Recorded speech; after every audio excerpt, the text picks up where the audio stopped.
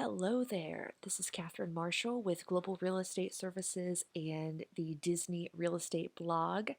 Today is Saturday, July 11th, and yesterday on Friday, July 10th, we were able to attend the Passholder Preview at the Magic Kingdom. Pretty cool. So, what happened is we decided we were going to go with the main focus of answering the question of what is happening with Disney, what do the parks look like with the social distancing.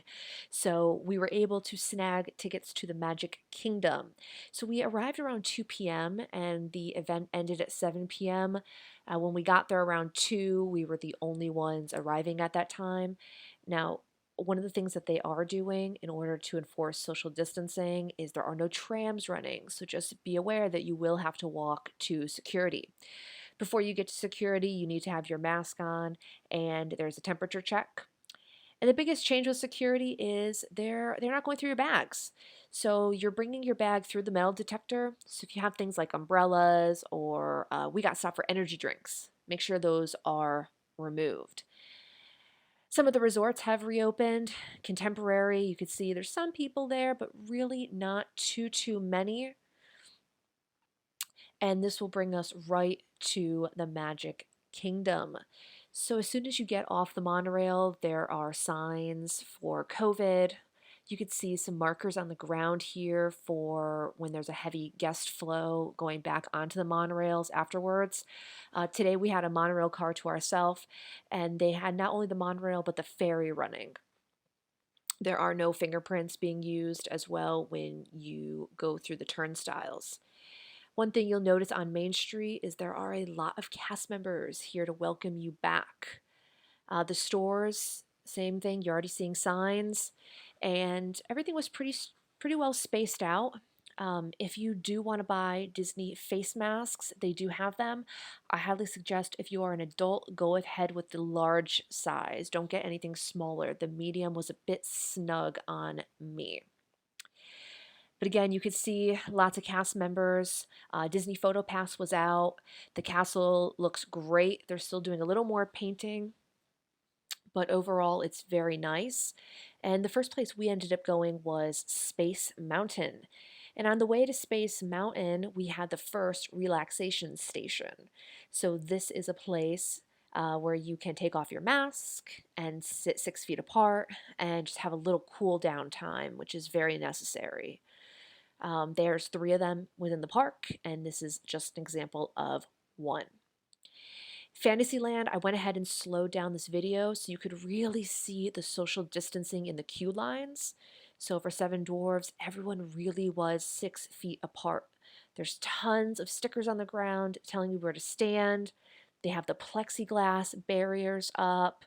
Not once did we see people without masks. Not once did we see people crowding.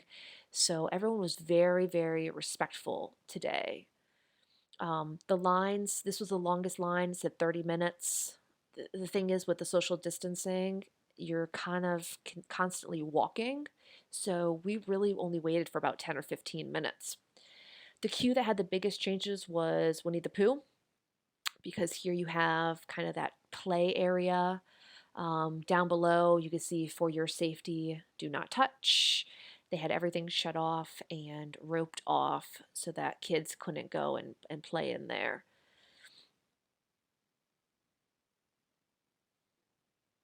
And I had to get one video of Fantasyland. I mean, look at this. There is just nobody here. The crowd level was truly amazing. I mean, barely any strollers in sight.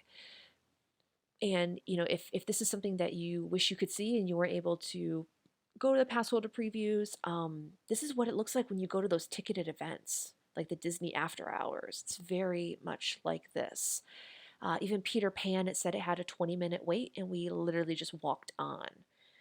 So here's another view from the Rapunzel bathrooms. And one of the really cool things was, even though they're not doing formal parades, they have some floats coming out throughout the day. So we got really lucky when we were going through Liberty Square to see some princesses. And there's no ropes, there's no nothing. There's just a bunch of cast members that are walking with the floats to enforce, to make sure nobody is walking across them and everyone stays safe. But this was kind of a magical moment because, normally I don't even stay for parades. But just having a couple floats at a random time, I thought it was pretty cool.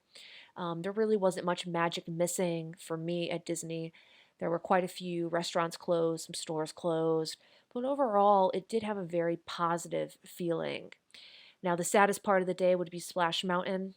You can't really see it there, but they're evacuating the ride. So I was not able to go on. It was about 6 p.m. and they were closing soon, anyways, so they didn't reopen. But overall, it was a really good experience. Um, as far as, tourists, I don't know how many people are going to be coming, but if people are considering, going to Disney, I wouldn't say don't go. If they can maintain these level of crowds, it was worth every penny. I mean, I would pay for a full price ticket right now because the crowds are much less. There's no fast passes, so the lines are very reasonable. You're constantly moving through the lines, and you get some really great shots. When else can you see the parks like this? So if you're debating going, it's not I wouldn't say don't go as long as Disney is maintaining it similar to what we saw during the preview. All right, thanks so much for watching.